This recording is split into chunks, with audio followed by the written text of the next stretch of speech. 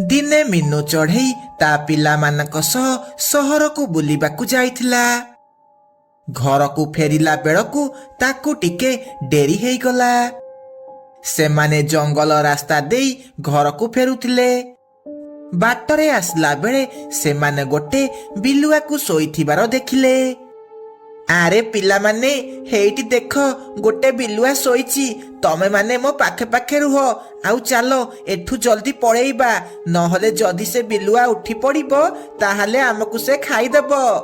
ଏହା କହି ସେମାନେ ସମସ୍ତେ ଧୀରେ ଧୀରେ ଯିବାକୁ ଲାଗିଲେ। କିନ୍ତୁ ଗୋଟେ ଚଢ଼େଇ ଛୁଆ ସେ ବିଲୁଆ ଆଡ଼କୁ ଚାଲିଯାଏ। ଅଚାନକ ବିଲୁଆର ନିଦ ଭାଙ୍ଗିଯାଏ।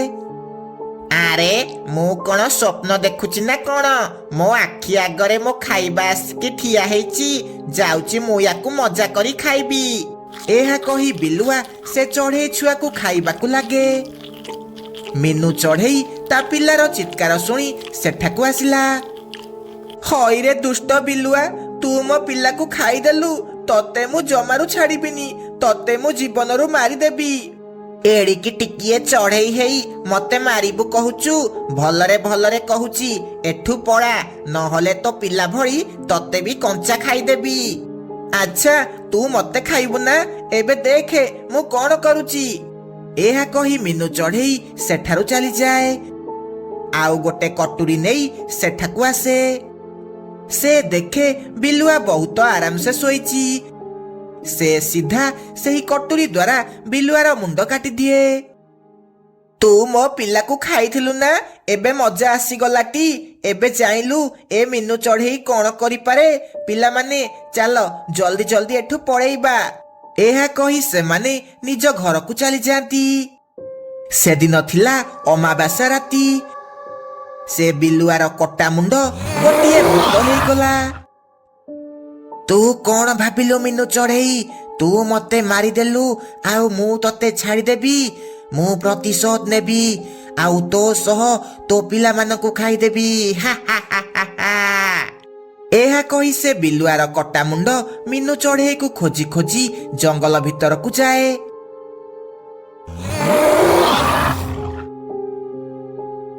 ହେ ବୋଉ, ଏଇଟା କଣ? ମୁଁ କଣ ଯାହା ଦେଖିଲି ସତ? ମୋ ଆଗରେ କଣ କଟା ମୁଣ୍ଡ ଉଡ଼ିକି ଗଲା? ନା, ସବୁବେଳେ ରିଲ୍ ଦେଖି ଦେଖି ଆଖି ମୋର ଖରାପ ହେଇଗଲାଣି। ସେ କଟା ମୁଣ୍ଡ ଭୂତ ମିନୁ ଚଢ଼େଇ ଘର ଖୋଜି ଖୋଜି ତା ଘର ପାଖରେ ପହଞ୍ଚିଯାଏ। ଏ ମିନୁ ଚଢ଼େଇ, ତୁ କଣ ଭାବିଲୁ ମତେ ମାରି ତୁ ଏଠି ଆରାମସେ ଶୋଇବୁ? ପ୍ରଥମେ ତୋ ପିଲାମାନଙ୍କୁ ଖାଇବି, ତାପରେ ତତେ ମଜା କରି ଖାଇବି। ହା ହା ହା ହା ହା। ଏହା କହି ସେ କଟା ମୁଣ୍ଡ ମିନୁ ଚଢ଼େଇର ଗୋଟେ ପିଲାକୁ ଖାଇଦିଏ।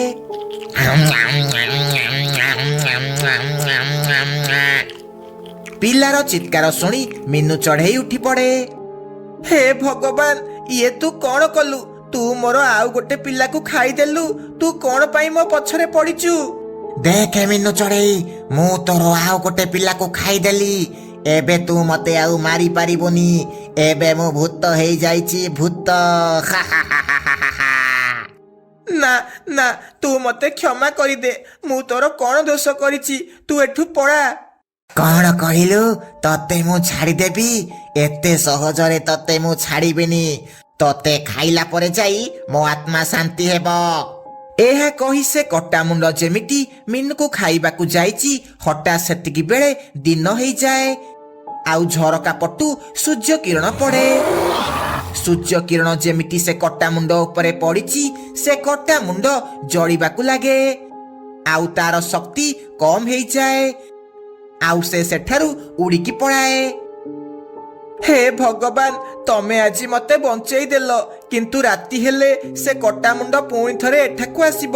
ନା, ଯାଉଛି ସମସ୍ତଙ୍କୁ ଏ ବିଷୟରେ କହିବି, ଆଉ ଏହାର କିଛି ସମାଧାନ କରିବି। ତାପରେ ମିନୁ ଚଢ଼େଇ ଜଙ୍ଗଲର ସବୁ ଚଢ଼େଇଙ୍କୁ ଯାଇ ଏ ବିଷୟରେ କହିଲା। ଏହା ଶୁଣି ସେମାନେ ସମସ୍ତେ ବହୁତ ଡରିଗଲେ। ଆରେ ମିନୁ, ତୁ କଣ ସତ କହୁଛୁ? ହେ ଭଗବାନ, ଏବେ ଆମର କଣ ହେବ? ତାହେଲେ ମୋ ଆଖି ଖରାପ ହେଇନି। କାଲି ରାତିରେ ମୁଁ ଯାହା ଦେଖିଲି ସେଇଟା ସତ। ଆରେ, କିଛି ଗୋଟେ କରିବାକୁ ପଡ଼ିବ, ନହେଲେ ସେ ଆମ ସମସ୍ତଙ୍କୁ ବି ମାରିଦେବ। ଆରେ ଶୁଣ, ମୋ ପାଖରେ ଗୋଟେ ଉପାୟ ଅଛି। ଚାଲ ଆମେ ସମସ୍ତେ ତାନ୍ତ୍ରିକ ବାବା ପାଖକୁ ଯିବା। ଏହା କହି ସେମାନେ ସମସ୍ତେ ତାନ୍ତ୍ରିକ ବାବା ପାଖକୁ ଯିବାକୁ ଲାଗିଲେ। ଆଉ ସେଠି ଯାଇ ତାନ୍ତ୍ରିକକୁ ସବୁ କଥା କହିଲେ। ତମେ ମାନେ ବ୍ୟସ୍ତ ହୁଅନି, ଇଏ ନିଅ, ଇଏ ଗୋଟେ ଦଉଡ଼ି। ଏଇଟା କୋଉ ସାମାନ୍ୟ ଦଉଡ଼ି ନୁହଁ। ଯେତେବେଳେ ସେ ଭୂତ ମିନୁ ଚଢ଼େଇ ଘରକୁ ଆସିବ, ତମେ ଏ ଦଉଡ଼ି ତା ଉପରକୁ ପକେଇ ଦେବ, ଯାହା ଦ୍ୱାରା ସେ ଭୂତ ବନ୍ଦୀ ହେଇଯିବ। ତାପରେ ତମେ ତା ଦେହରେ ନିଆଁ ଲଗେଇ ଦେବ, ଯାହା ଦ୍ୱାରା ସେ ସବୁଦିନ ପାଇଁ ଜଳି ପୋଡ଼ି ପାଉଁଶ ହେଇଯିବ। ତାପରେ ସେମାନେ ସେହି ଦଉଡ଼ି ନେଇ ଘରକୁ ଆସିଲେ। ରାତିରେ ସେ କଟାମୁଣ୍ଡ ଭୂତ ଜଙ୍ଗଲକୁ ଆସିଲା। ସମସ୍ତେ ସେ ଦଉଡ଼ି ଧରି ମିନୁ ଚଢ଼େଇ ଘରେ ବସିଥିଲେ। ଯେମିତି ସେ କଟାମୁଣ୍ଡ ମିନୁ ଚଢ଼େଇ ଘରକୁ ଆସିଛି, ମିନୁ ଚଢ଼େଇ ସେ ଦଉଡ଼ିକୁ ତା ଉପରକୁ ପକେଇ ଦେଲା। ଦଉଡ଼ି ପଡୁ ପଡୁ ସେ ସେଇଠି ବନ୍ଦୀ ହେଇଗଲା। ସେତିକି ବେଳେ କାଉ କାଉ ନିଆଁ ତା ଉପରକୁ ପକେଇ ଦେଲା। ନିଆଁ ଯେମିତି ଲାଗିଛି ସେ ଛଟପଟ ହେବାକୁ ଲାଗିଲା। ଇଏ ତମେ ମାନେ କଣ କଲ? ତମେ ମାନେ କିଛି ବି ଠିକ କଲନି। ମୁଁ ପୁଣି ଥରେ ଆସିବି, ଆସିବି, ଆଉ ତମ ସମସ୍ତଙ୍କୁ କଞ୍ଚା ଖାଇଦେବି। ଏମିତି ସେ ବିଲୁଆର କଟା ମୁଣ୍ଡ ଜାଳି ପୋଡ଼ି ପାଉଁଶ ହେଇଗଲା। ତାପରେ ସମସ୍ତେ ପୁଣି ଥରେ ଖୁସି ଖୁସି ରହିବାକୁ ଲାଗିଲେ। ମଧୁବନ ଜଙ୍ଗଲରେ ଗୋଟେ ବଡ଼ ପୋଖରୀ ଥିଲା। ସେ ପୋଖରୀ ପାଖ ଗଛରେ ଗୋଟେ ଡାହାଣୀ ରହୁଥିଲା। ଯିଏ ବି ସେ ପୋଖରୀକୁ ରାତିରେ ପାଣି ପିଇବାକୁ ଆସୁଥିଲା, ସେ ଡାହାଣୀ ତାକୁ ମାରି ଖାଇ ଦେଉଥିଲା। ସେଥିପାଇଁ କେହି ବି ରାତିରେ ସେ ପୋଖରୀ ପାଖକୁ ଯାଉନଥିଲେ। ଆରେ ଚାଲ ଚାଲ, ସନ୍ଧ୍ୟା ହେଲାଣି, ଆମେ ସବୁ ଘରକୁ ପଳେଇବା। ନହେଲେ ଯଦି ସେ ଡାହାଣୀ ଏଠାକୁ ଆସିବ ହରି, ତାହେଲେ ଆମକୁ ମାରି ଖାଇଦେବ। ଆରେ ସେ ଡାହାଣୀ ତ ସେ ପୋଖରୀ ପାଖରେ ରହୁଛି, ସେ ଏଠିକି କାହିଁ ଆସିବ? ସେ ଡାହାଣୀ ଯୋଗୁ ଆମର ଜିନା ହାରାମ ହେଇଗଲାଣି। ସେ ଡାହାଣୀ ପାଇଁ ଆମର ସେ ପୋଖରୀକୁ ଯାଇ ପାଣି ପିଇବା ବନ୍ଦ ହେଇଗଲାଣି। ହଁ ମିନୁ, ତୁ ଠିକ କହିଲୁ। କାଲି ରାତିରେ ମୋ ପୁଅକୁ ବହୁତ ଜୋରେ ଶୋଷ କଲା। ଭାଗ୍ୟ ଭଲ ଘରେ ମାଠିଆରେ ପାଣି ଥିଲା। ଯଦି ମୁଁ ପାଣି ଆଣିବାକୁ ସେ ପୋଖରୀକୁ ଯାଇଥାନ୍ତି, ତାହେଲେ ସେ ଡାହାଣୀ ମତେ ମାରି ମୋ ରକ୍ତ ପିଇ ଦେଇଥାନ୍ତା। ନା, ଆମକୁ ସେ ଡାହାଣୀର କିଛି କରିବାକୁ ପଡ଼ିବ। ଆମକୁ ଏହାର ସମାଧାନ ଯେମିତି ହେଲେ ବାହାର କରିବାକୁ ପଡ଼ିବ। ହଉ ଚାଲ, ଆମେ ଏବେ ଘରକୁ ଯିବା। ଏହା କହି ସେମାନେ ସମସ୍ତେ ଘରକୁ ଚାଲିଯାଆନ୍ତି।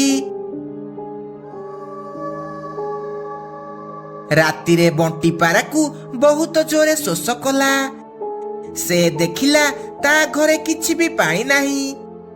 ହେ ଭଗବାନ, ମତେ ଏବେ ବହୁତ ଜୋରେ ଶୋଷ କଲାଣି। ଘରେ ତ କିଛି ବି ପାଣି ନାହିଁ। ଯଦି ମୁଁ ଏବେ ପୋଖରୀକୁ ପାଣି ପିଇବାକୁ ଯିବି, ତାହେଲେ ମରିବି। ଆଉ ଯଦି ଶୋଷରେ ରହିବି, ତାହେଲେ ବି ମରିବି। ନା, ଯାଉଛି ଜଲ୍ଦି ଯାଇ ପୋଖରୀରେ ପାଣି ପିଇ ଦେଇ ଆସିବି। ଏହା କହି ବଣ୍ଟି ପୋଖରୀକୁ ପାଣି ପିଇବାକୁ ଗଲା। ସେ ଯେମିତି ପୋଖରୀକୁ ଯାଇ ପାଣି ପିଇଛି, ସେତିକି ବେଳେ ଗୋଟେ ଭୟଙ୍କର ଶବ୍ଦ ହେଲା। ଆଉ ସେ ଡାହାଣୀ ସେଠାରେ ପ୍ରକଟ ହେଲା। ତୋର ଏତେ ସାହସ? ତୁ ମୋ ପୋଖରୀକୁ ପାଣି ପିଇବାକୁ ଆସିଛୁ? ତତେ କଣ ତୋ ଜୀବନ ପାଇଁ ଟିକେ ଲୋଭ ନାହିଁ? ଆସିଛୁ ଏଠି ମରିବା ପାଇଁ? ଡାହାଣୀ, ମତେ କ୍ଷମା କରିଦେ। ମତେ ବହୁତ ଜୋରେ ଶୋଷ କରୁଥିଲା, ସେଥିପାଇଁ ମୁଁ ପାଣି ପିଇବାକୁ ଆସିଛି। ମୁଁ ତୋର କିଛି ବି କ୍ଷତି କରିନି, ମତେ ଯିବାକୁ ଦେ। ଏତେ ସହଜରେ ତତେ ଛାଡ଼ିଦେବି?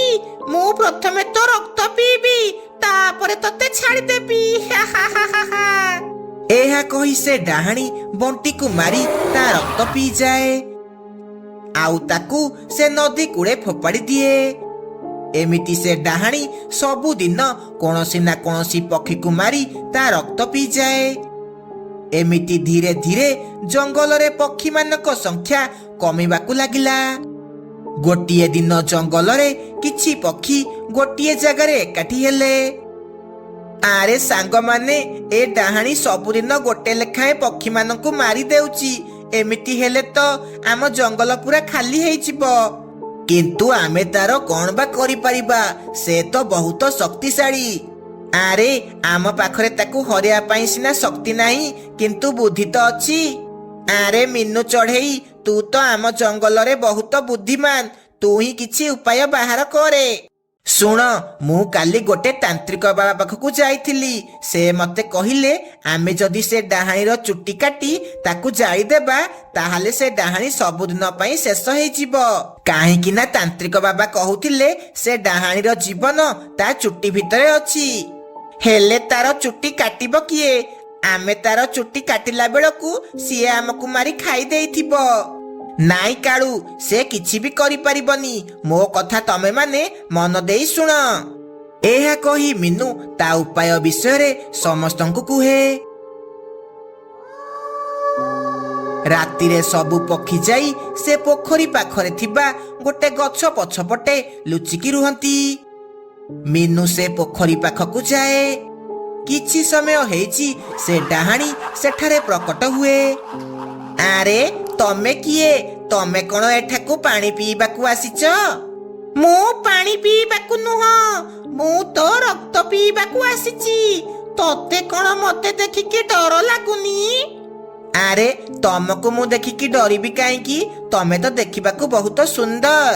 ଏହା ଶୁଣି ଡାହାଣୀ ବହୁତ ଖୁସି ହେଇଯାଏ। କଣ ତୁ ସତ କହୁଛୁ? ମୁଁ କଣ ଦେଖିବାକୁ ସତରେ ବହୁତ ସୁନ୍ଦର?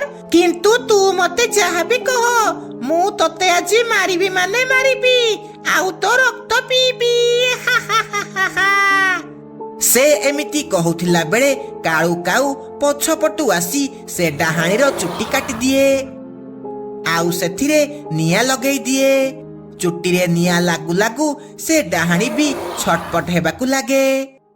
ଡାହାଣୀ, ଆଜିଠୁ ତ ଖେଳ ଖତମ ହେଇଗଲା। ତୁ ବହୁତ ପକ୍ଷୀମାନଙ୍କୁ ମାରିଲୁ, ଏବେ ତୁ ନିଜେ ମରେ। ଇଏ ତୁ କଣ କଲୁ? ଇଏ ତୁ କିଛି ବି ଠିକ କଲୁନି। ମୁଁ ଆସିବି, ପୁଣି ଥରେ ଫେରିବି, ଆଉ ତମ ସମସ୍ତଙ୍କୁ ଜିଅନ୍ତା ଖାଇବି। ଏହା କହି ଡାହାଣୀ ଜଳି ପୋଡ଼ି ପାଉଁଶ ହେଇଯାଏ। ତାପରେ ସେହି ଦିନଠୁ ପକ୍ଷୀମାନେ ସେହି ପୋଖରୀରୁ ଖୁସି ଖୁସି ପାଣି ନେବାକୁ ଲାଗିଲେ।